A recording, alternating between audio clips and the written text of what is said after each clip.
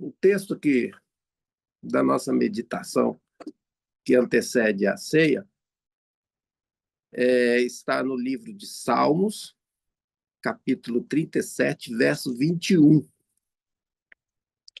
E quando eu orei, né, pedindo ao Senhor qual o texto desta tarde para a ceia, que, como o irmão Ângelo Roncalli falou, todos os cultos são especiais, mas a ceia é como se fosse um momento mais especial ainda, porque é uma festa na vida da igreja. É um banquete, né?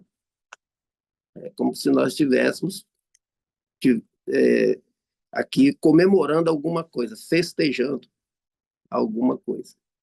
E o nosso festejo, a nossa gloriação, a nossa glorificação, é porque Jesus morreu, ressuscitou, vive para todo sempre e voltará.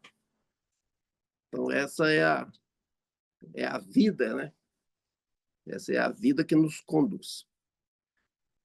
E o texto diz assim: o ímpio, ele toma emprestado e não paga, mas o justo se compadece e dá. Então, quando eu orei ao Senhor, foi assim, porque esse texto, né? Porque esse texto nós levarmos pelo lado racional e nossas atividades diárias, é natural, nós sempre levarmos tudo do lado da razão, do lado da natureza, aquilo que é o homem, e a gente tem até pode ter até uma compreensão equivocada a respeito do que esse texto realmente quer nos transmitir nesta tarde, porque o objetivo dele é para esta tarde, para a ceia, né? Obviamente que outras pessoas podem pregar em outras oportunidades e ter revelações diferentes. E o Senhor deu uma revelação que, na verdade, não é uma revelação, porque é uma coisa inegável, né? É explícita, que nós, seres humanos, que a mensagem é para nós aqui. E depois, obviamente, se ela for transmitida para aquelas pessoas que terão acesso. O ser humano tem uma dívida impagável aos olhos humanos, dentro da conotação humana, da natureza humana. Quando se fala em razão, né? Em mente, universo, largura, profundidade, altura, que são aquelas dimensões da natureza, o ser humano tem uma dívida impagável com Deus. A Deus não tem como pagar por causa do pecado. Não é isso? E a palavra diz que todos pecaram, e ela se refere a todos, né? E destituídos foram da graça de Deus. E no mesmo sentido, também, o salário do pecado são verbetes, né? Que está na palavra, que nós sempre mencionamos. Poderia até aqui fazer a citação do texto bíblico, não vejo necessidade, mas se alguém quiser. O salário do pecado é a morte. É a morte. Então, todo esse sofrimento humano que nós passamos é porque nós temos um inimigo que você não tem como se desvencilhar aos olhos humanos dentro de um plano racional. Não existe divindade, não existe autoridade, não existe poder humano que é capaz de nos livrar, de livrar a humanidade desse inimigo.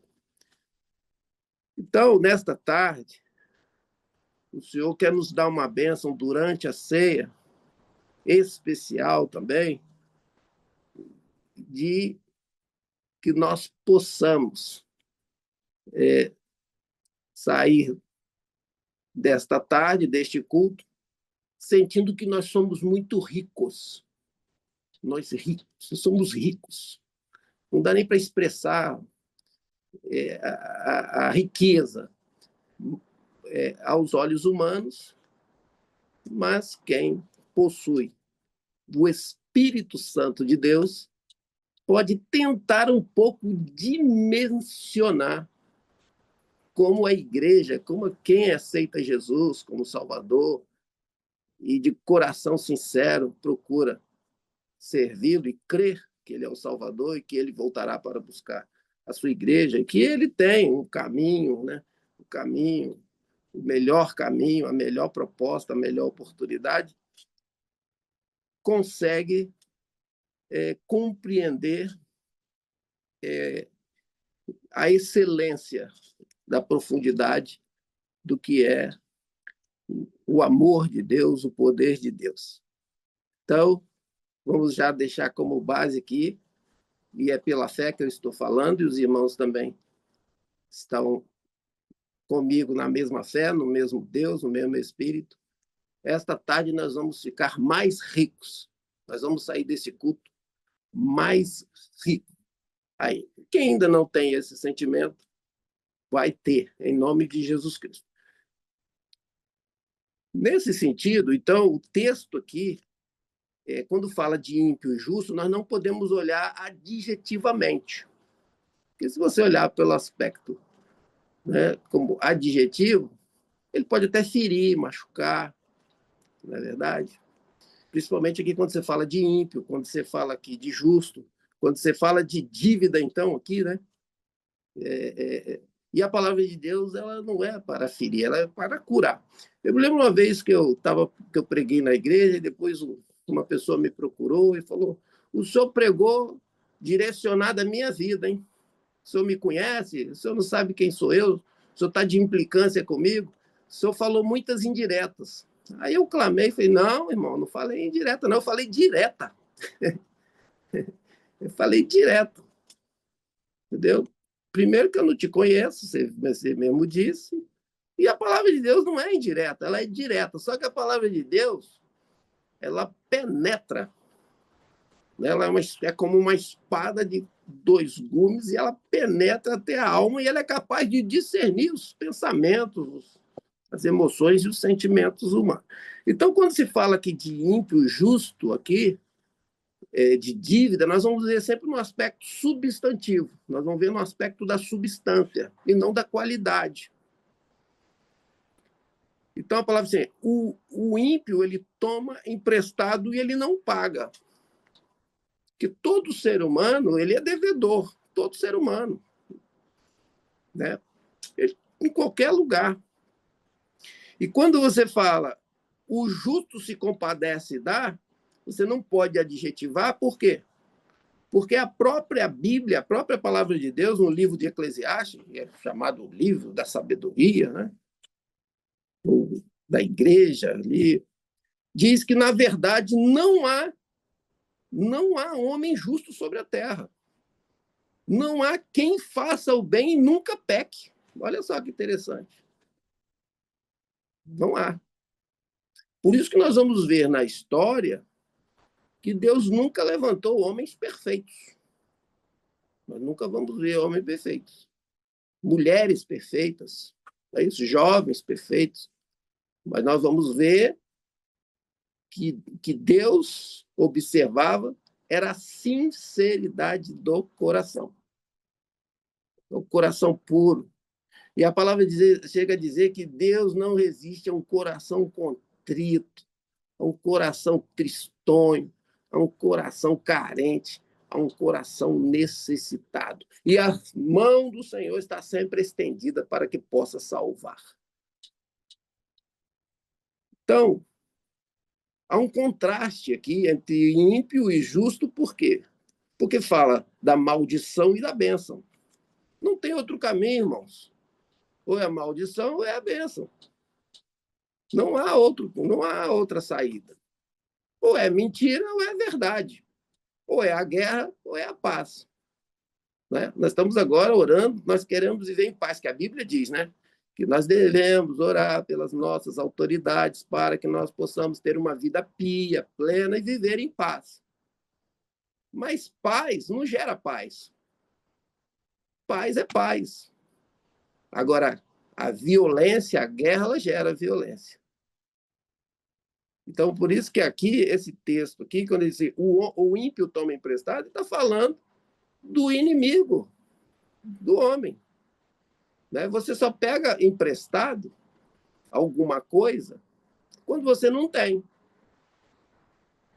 E a gente tem o hábito sempre de levar para a cifra, né? Sempre é, como diz outro, dinheiro. Como diz um amigo meu, cascalho, né? As pessoas sempre levam por esse lado, não é verdade? Mas a corrupção humana, ela não está voltada simplesmente quando se fala de dinheiro, daquilo que é dinheiro, que é espécie. Absolutamente. Então, o inimigo, ele toma emprestado, ele toma a vida. É a vida que ele quer. E se for preciso, ele até dá bens materiais. Ele ajuda você a alcançar postos, lugares, ou passar por situações até aparentemente enganosas. Porque ele quer aquilo que ele não tem. E o adversário, eu não vou ficar falando muito nele aqui, porque o nosso objetivo é falar do Senhor Jesus Cristo, né? Ele sabe que os dias dele estão contados. Por isso que nós abrimos aí hoje a imprensa virtual, a imprensa escrita, toda a imprensa, e nós vemos uma operação de coisas terríveis, terríveis, que a nossa geração aqui deste grupo, eu não sei se alguém tem aqui menos que 35 anos, mas a nossa geração aqui, nós olhamos e às vezes você para e fala assim, meu Deus, será que isso é verdade mesmo? Onde que, será que isso é verdade? Né? Será que isso é verdade? E, na verdade, é verdade, mas não é. Porque a palavra também diz que o Deus deste século cegou os entendimentos. Não cegou o aparelho visual, não. Cegou o entendimento das pessoas, justamente por quê? Porque é a desvalorização da vida, porque a salvação é da vida espiritual. Então, assim, o ímpio toma emprestado, ele não paga. Não paga. Mas o justo, quando a palavra fala do justo, aqui também está falando da substância. Porque não há um justo sobre a terra. E eu estou falando isso, não estou querendo ofender ninguém. Claro que nesse grupo, aqui no nosso país, eu sempre, quando converso com as pessoas, eu tenho tentado transmitir para algumas pessoas que dizem que não acreditam mais em nada.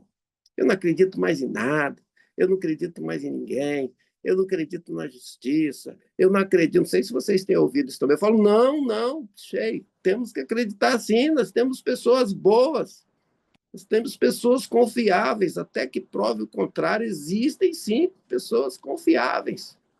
A justiça existe sim, claro que existe, ela pode estar passando por um momento, porque, irmãos, a justiça, ela existe, a justiça é igual à verdade. O que nós podemos fazer, principalmente quem trabalha com justiça, eu não estou falando justiça forense, não, estou falando justiça, né, daqui do justificado. Sabe muito bem que nós nunca fizemos nem vamos fazer justiça. Nós podemos é evitar injustiças, porque a justiça ela está aí, ó, ela está agora no ar, ela está em todos os cantos, como a verdade, como a paz, porque elas são o símbolo da presença de Deus. O justo aqui, quando fala que o justo, a substância, está falando no Velho Testamento de qualidades que se atribuía principalmente quem tomava decisões para seguir a Deus. Para seguir a Deus. Por isso que Israel, que era o povo escolhido de Deus, quando se desviava, eles tinham experiências horríveis. E quando eles se aproximavam do Senhor, eles eram abençoados. Então, esse justo aqui, profeticamente, para nós nessa tarde, fala do Senhor Jesus Cristo. E Isaías profetizou a respeito de Jesus como justo. O apóstolo Paulo, já no Novo Testamento, ratifica e diz que só há um justo. E como o irmão aí, nosso irmão da Itália, deixou bem claro, né, a esse respeito. É claro que a operação do Senhor é uma operação espiritual, ela não é uma operação política, mas é uma operação na vida espiritual, porque tudo está sob o comando dele, está tudo sob comando. O que nós estamos vivenciando está sob o comando do Senhor, sob a economia do Senhor, e há um povo que crê que o Senhor tem poder para mudar. Não é isso? Ele muda as estações, ele muda os tempos, ele tem poder para tocar no coração dos poderosos, dos reis, dos emirs, dos sheiks, do juiz, do desembargador, do príncipe, do governador. Ele tem esse poder. Então, o justo fala de Jesus. E quando Davi, mais embaixo, fala assim: jamais vi o justo desamparado. O justo desamparado. Davi era um homem cheio de imperfeições. Eu acredito até, irmãos, que pode ser que aqui no nosso grupo tenha pessoas que, com relação a certas qualidades éticas, morais, de vida, foi até muito superior a Davi, não é verdade? Davi, ele diz assim, quando ele fala assim, eu nunca vi o justo desamparado, aí ele continua, mas nem a sua descendência. Quem é a descendência do justo? Somos nós, porque nós somos justificados, e aí há uma confusão ou uma interpretação dúbia entre qualidade e substância, porque quando nós aceitamos o justo, Jesus como nosso Salvador, nós passamos a viver tanto da substância abstrata, como também passamos a viver da qualidade daquele que é justo. Daquele que é justo, que é Jesus. Então ele diz assim, se compadece e dá. O justo se compadece e dá.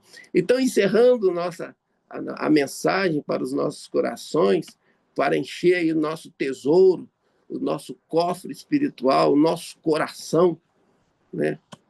Que tem o hábito de armazenar muitas lutas, muitas mágoas, muitas angústias, muitas preocupações, muitas coisas. Mas dentro desse nosso tesouro, que a palavra diz que onde estiver o nosso tesouro, ali estará o nosso coração. Onde está o nosso coração, ali estará o nosso tesouro. Então, para encerrar, essa palavra, ela tem a mesma interpretação quando Jesus Cristo, ela se coaduna quando Jesus diz: o ladrão, ele veio para matar, ele veio para roubar e ele veio para destruir. É o ímpio que toma emprestado e não paga. Mas eu vim, senão, para que tenhais vida e vida em abundância. Ou seja, eu vim para que não tenhais nenhuma dívida, para que sejais remidos pelo poder do sangue de Jesus. E aí nós vamos ver em vários livros do Novo Testamento essa demonstração, e Apocalipse também, falando daqueles que foram comprados, que foram resgatados, que foram adquiridos pelo poder do sangue de Jesus, pelo sangue que o Senhor Jesus derramou. Então, o ímpio toma emprestado e não paga.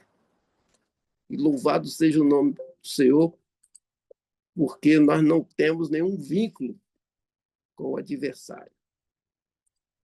Mas não temos nenhuma dívida com o adversário, porque ele é cruel, o ímpio é cruel, o ímpio ele é impiedoso, ele é muito cruel.